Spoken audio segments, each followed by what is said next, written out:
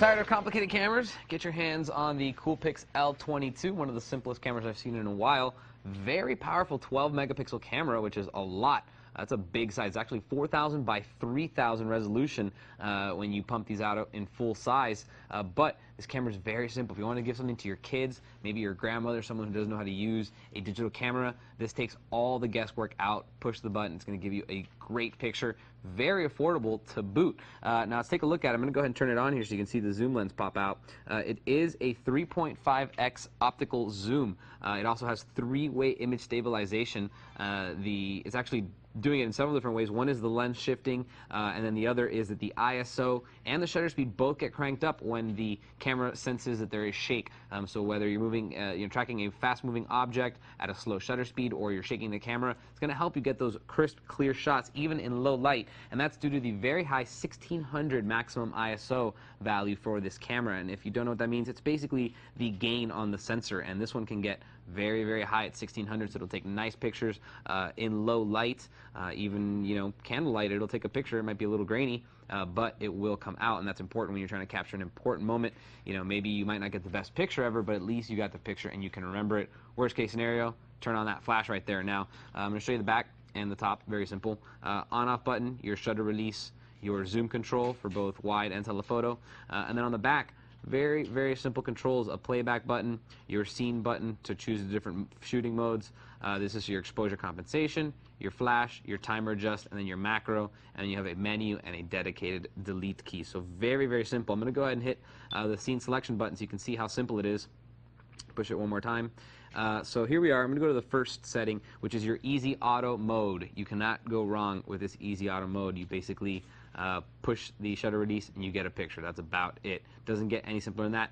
Then you have your scene mode, where you're going to be going through these scenes. You can pick portrait, landscape, sports, night photography or night portrait, party or indoor, beach, snow, sunset, dusk dawn, night landscape, close-up, food, museum.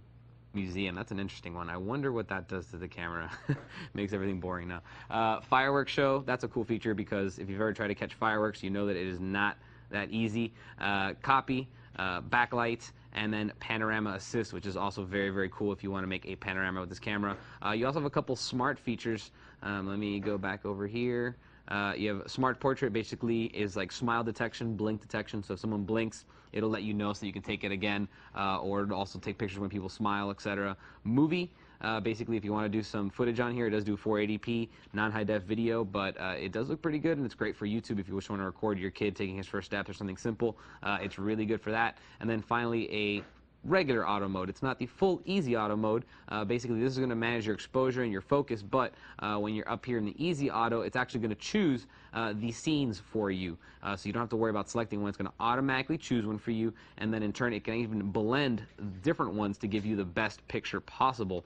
Now, I'm going to go ahead and look at the bottom of the camera here. I want to show you, let me turn this off real quick, and we're going to open up the battery area, and that is where you're going to see that it does take two very, very standard, very easy to come by AA batteries. So any AA alkaline batteries are going to work in here, no problem. Lithium ions will work as well. And then also right here, let's see if you can see it. Let me flip this upside down. There you go. You can sort of see it. There it is. That is your card reader, or where you're going to put your memory card. It does take SD cards or SDHCs, so very easy to find, even on vacation in foreign countries. Very easy to get into your computer, because most computers come with a card reader. Every laptop basically nowadays is a card reader, and very affordable as well. So you can get a large amount of photos. You can get a big card, maybe like a 16 gigabyte, and it'll hold a year's worth of pictures from this camera. Also, one final thing on the bottom here, you do have a standard 1/4 inch by 20 threaded screw.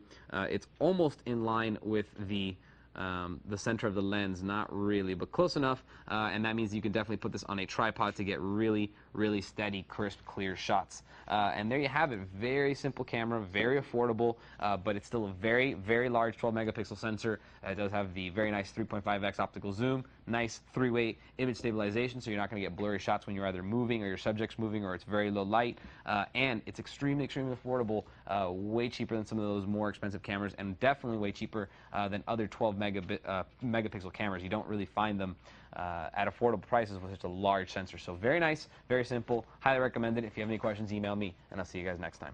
For more information on the Nikon Coolpix L22 point-and-shoot camera, type in N13-4640 into any major search engine.